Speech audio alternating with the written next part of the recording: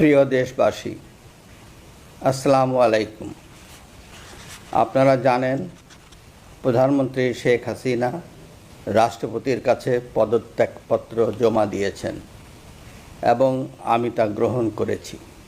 প্রধানমন্ত্রীর পদত্যাগ ও বৈষম্য বিরোধী ছাত্র আন্দোলনে সৃষ্ট পরিস্থিতিতে বঙ্গভবনে ৩ বাহিনীর প্রধান এবং বিভিন্ন রাজনৈতিক দলের নেতৃবৃন্দ, সুশীল সমাজের প্রতিনিধি ও বৈষম্য বিরোধী ছাত্র আন্দোলনের কয়েকজন সমন্বয়কদের সাথে আলোচনা হয়। শুরুতেই সেনাপ্রধান বিরাজমান সার্বিক পরিস্থিতি ও রাজনৈতিক দলগুলোর সাথে তার আলোচনা সম্পর্কে আমাকে অবহিত করেন।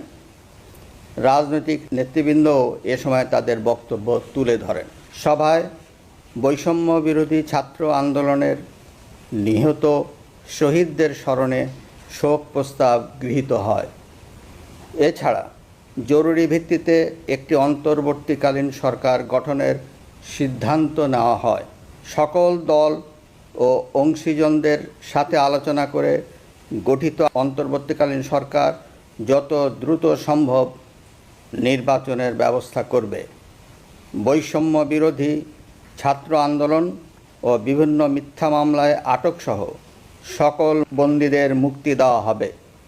বৈষম্য বিরোধী ছাত্র আন্দোলনের নিহতদের পরিবারদের ক্ষতিপূরণ প্রদান ও আহতদের সুচিকিৎসার প্রয়োজনীয় সকল সহায়তা দেওয়া হবে। সর্বসম্মতিক্রমে বিএনপির চেয়ারপারসন বেগম খালেদা জিয়াকে মুক্তি দেওয়ার সিদ্ধান্ত নেওয়া হয়। প্রিয় দেশবাসী, আমি দেশের আইনশৃঙ্খলা পরিস্থিতি স্বাভাবিক করতে এবং লুটতরাজ ও ধ্বংসাত্মক কর্মকাণ্ড বন্ধ করতে রাজনৈতিক দলগুলোর প্রতি আহ্বান জানাচ্ছি। জনগণের জানমাল ও রাষ্ট্রীয় সম্পদ রক্ষায় সশস্ত্র বাহিনীকে কঠোর পদক্ষেপ নেওয়ার নির্দেশ প্রদান করছি। সাম্প্রদায়িক সম্প্রীতি ও সংখ্যালঘুদের নিরাপত্তা নিশ্চিত করতে এবং সরকারি সম্পত্তি রক্ষায় সকলকে এগিয়ে আসার আহ্বান জানাচ্ছি। দেশের অর্থনীতি, প্রশাসন ও শিল্প কলকারখানা চালু রাখার লক্ষ্যে সকলকে কার্যকর ভূমিকা রাখার আহ্বান জানাই। এছাড়া যারা হত্যা ও সহিংসতার সাথে জড়িত নিরপেক্ষ তদন্তের মাধ্যমে তাদেরকে আইনের আওতায় আনা হবে।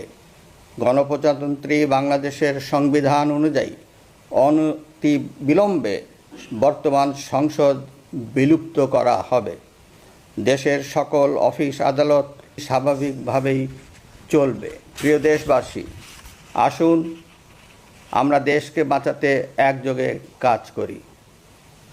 পারস্পরিক হিংসা বিদ্বেষ ভুলে ও প্রতিহিংসার ঊর্ধ্বে উঠে দেশকে এগিয়ে নিতে নিজ নিজ অবস্থান থেকে ভূমিকা রাখার জন্য আমি বিনয়ের সাথে আপনাদের প্রতি অনুরোধ করছি।